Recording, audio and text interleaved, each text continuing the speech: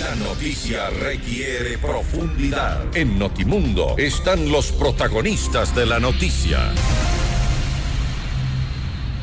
A esta hora estamos en línea directa con el ingeniero César Ron. Él es asambleísta por el Partido Social Cristiano. Asambleísta Ron, bienvenido a Notimundo Estelar. Le saluda Freddy Paredes. Buenas noches. Gracias, Freddy. Buenas noches. Un gusto enorme estar con ustedes esta tarde. Gracias por su tiempo, asambleísta. Como era de esperarse, empezó a generar enfrentamientos ideológicos, si usted quiere, entre la bancada de la Revolución Ciudadana y algunos otros legisladores que se oponen a este proyecto de ley de la defensa de la dolarización. ¿Cuáles son los temas que han llamado más al enfrentamiento entre los sectores que están de acuerdo y aquellos que se oponen a este proyecto de ley? Mire, Freddy, ¿por qué tenemos que llegar en el país a tomar una medida de esta naturaleza? No solo de defender la dolarización, sino de darle autonomía al Banco Central del Ecuador. Por una sencilla razón. Si el gobierno anterior, me refiero al correísmo, no hubiera tocado los 7.000 millones de la reserva monetaria, hoy la situación de la reserva, hoy la situación del país frente a la crisis, a la pandemia, estaría con una mejor estructura financiera que le permitiría enfrentar la crisis y ser sujeto de crédito, porque generaría seguridad en los mercados internacionales. Ese no es el caso. Después de que le sacaron los 7.000 millones de dólares a la reserva del Banco Central, la reserva monetaria del país quedó en apenas 28 centavos de dólar de cobertura entre activos y pasivos, cuando los términos técnicos son de 1 a 1. Hoy la reserva se ha recuperado sustancialmente, pero aún no llegamos ni siquiera a 60 centavos de dólar de cobertura. 60 centavos por cada dólar, quiere decir usted. ¿Perdón? 60 centavos de dólar por cada dólar, quiere decir usted. Así es, 60 centavos de dólar por cada dólar. Entonces, ni siquiera estamos llegando a un punto intermedio razonable de lo que se necesita tener de cobertura técnicamente hablando. Así que este es un tema técnico. El correísmo aspiraba a volver a sacarle plata a la reserva monetaria. La plata de la reserva no es del gobierno de turno. La plata de la reserva es de los depositantes para el encaje bancario. Es plata de los cuentaahorristas, de los cuentaahorristas y cuentas correntistas de los bancos. Es plata de la seguridad social. Es plata de los municipios y los consejos provinciales. Así que imagínese usted, el gobierno anterior le sacó 7.000 millones al Banco Central, le sacó 11.000 millones al Seguro Social, que está al borde de la quiebra. Entonces, estas cosas son las que no pueden volver a ocurrir en el país. Ni este gobierno, ni ningún otro gobierno pueden tocar la plata de la reserva. Y lo que se necesita en el Ecuador es, con disciplina fiscal, tener a largo plazo nuevamente proyecciones de recuperación de la reserva y del ahorro interno. El Ecuador es un país, lamentablemente y tristemente hay que decirlo, que no tiene ni reservas ni ahorro nacional. Pero ¿cuál es el argumento del bloque de la bancada de la Revolución Ciudadana para oponerse a este proyecto de ley que quiere, como usted dice, proteger la dolarización, darle autonomía al Banco Central y hacer más difícil que el gobierno, en el momento en que requiera, necesite, meta la mano y tome parte, si no todas, las reservas del Banco Central? Bueno, lo que manifiesta es un tema ideológico.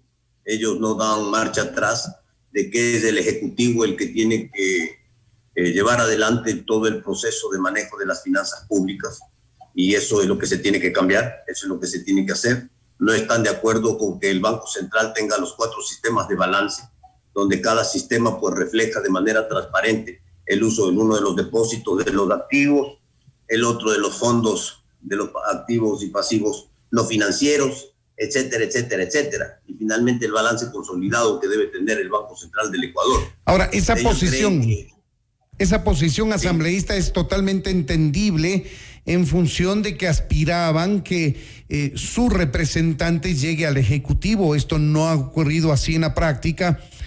Fue el que llegó fue el señor Guillermo Lasso. Él está de acuerdo con este proyecto de ley. Y si esto es así, pues en aras de la gobernabilidad deberían apoyar, creo yo. Mire, Freddy, usted ha tocado algo que es fundamental. Este proyecto de ley se empezó a tratar antes de las elecciones. Entonces, claro, tenían fincada de esperanza de que ellos iban a ganar las elecciones, iban a seguir con el manejo alegre de los fondos del Banco Central del Ecuador, como lo hicieron en el pasado. Esta semana, cuando entramos al primer debate, segunda ronda del primer debate todavía, resulta pues que el Ecuador el domingo pasado eligió a Guillermo Lasso como presidente. Pero claro, este proyecto estaba presentado antes de las elecciones. Ya lo conocía toda la Asamblea, lo conocía el Ecuador y lo conocían todas las bancadas. Así es que esto no es novedad. Pero claro, el correísmo no puede cambiar de posición ideológica de ninguna manera, ni puede dar sus brazos a torcer en beneficio del Ecuador. Ellos siguen manteniendo su posición, la cual pues es entendible, pero no aceptable, porque el Ecuador tiene que avanzar en procesos transparentes de institucionalidad, y lo que tenemos que fortalecer es la institucionalidad del Banco Central del Ecuador. Ahora, asambleísta, ya ha sido tramitado el proyecto en primer debate, donde básicamente lo que hace es recoger sugerencias, mejoras al proyecto de ley, mejoras al texto, y luego viene el segundo debate de este proyecto de ley, donde se vota finalmente y toma una decisión asamblea. ¿Usted cree que está en peligro de no ser aprobado? ¿Cree que sí hay los votos para aprobar este proyecto? Freddy, yo pienso que hoy más que nunca, no solo por la coyuntura política, sino por la responsabilidad que tenemos que tener en el manejo de la cosa pública, el Ecuador necesita una reforma importante. Es fundamental, por ejemplo, tener las dos juntas, la Junta Monetaria que lleve la política monetaria del país y la Junta Financiera que maneje el control de las finanzas, las tasas de interés, seguros, etcétera, en el Banco Central del Ecuador. El proyecto va a avanzar. Se terminó el primer debate. La Comisión de Régimen Tributario se reunirá estos días y presentará el informe después de hacer los ajustes para segundo debate. Y la Asamblea tiene justamente hasta el próximo día viernes el plazo para votar este proyecto. Así es que espero, Freddy, que este proyecto sea votado positivamente con 70 votos en beneficio del país, de la institucionalidad del Ecuador. ¿Qué otros sectores mantienen una posición similar a la Revolución Ciudadana y observan reparos al proyecto de ley? Bueno, he escuchado a un par de asambleístas de Alianza País, que otrora era parte del correísmo también, manifestar sus reparos al proyecto. Lo han dicho públicamente en el Pleno de la Asamblea Nacional, pero de ahí el resto de la Asamblea más bien ha manifestado su complacencia y la necesidad de que el Ecuador y el Banco Central del Ecuador avancen a una autonomía del manejo de la reserva monetaria, de lo que tenemos que construir los ecuatorianos para poder generar esa seguridad que los bancos centrales dan en el mundo. Y el hecho de que el Banco Central del Ecuador garantice seguridad, tenga los 4 balances y tenga una transparencia en el manejo de la plata de reserva que ingresa al Banco Central, y ese balance que tiene que haber entre activos y pasivos monetarios que tienen que ser de liquidez inmediata. Porque aquí el otro problema que hay, Freddy, es que cuando se sacaron los 7,000 millones de dólares, se forzó el cuadre del balance del Banco Central. ¿Con qué?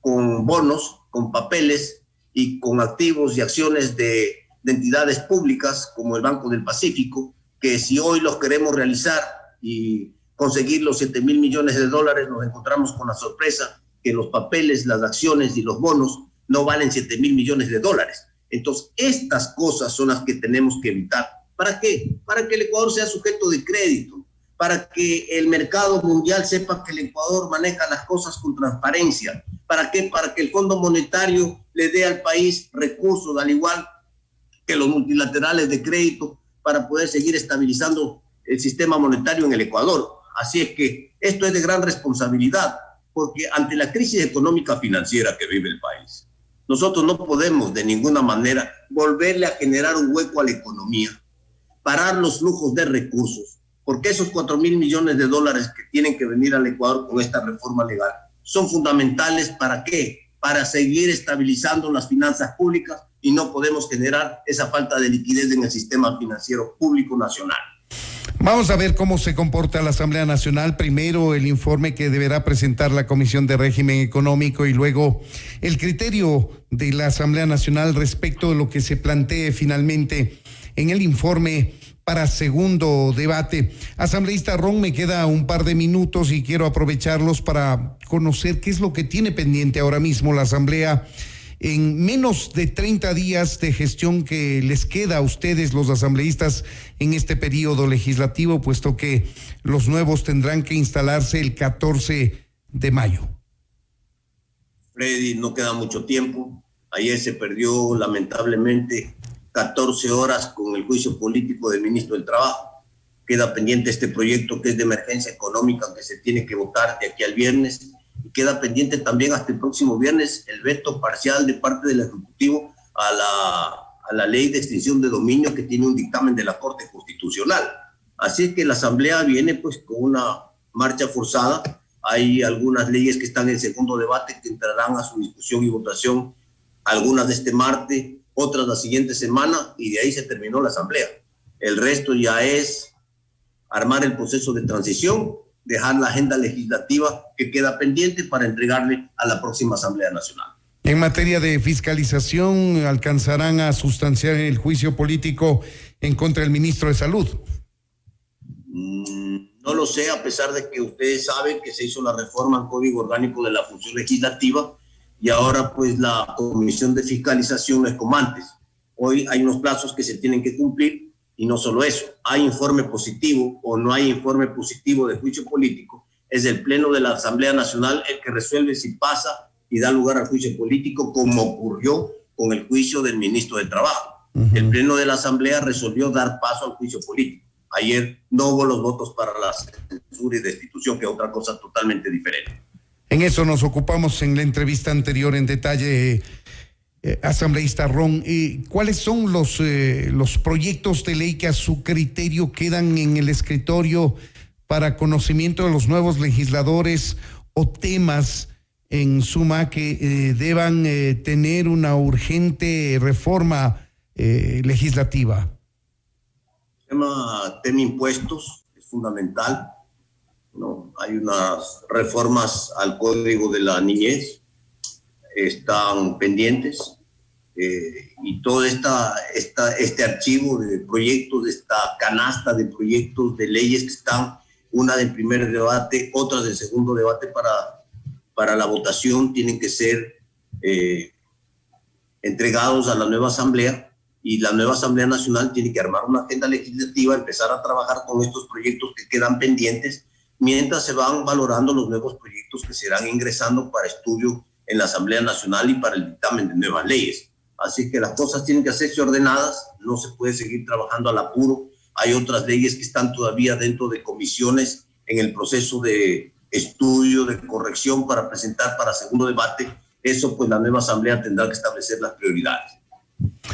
Pues bien, ahí tienen ustedes, amigos oyentes, son las expresiones del ingeniero César Ron, él es asambleísta del Partido Social Cristiano. Muchas gracias por atendernos, asambleísta Ron. Un gusto, Freddy, muy amable, buenas noches. Buenas noches para usted también. Esto es Notimundo, amigos, siempre bien informados.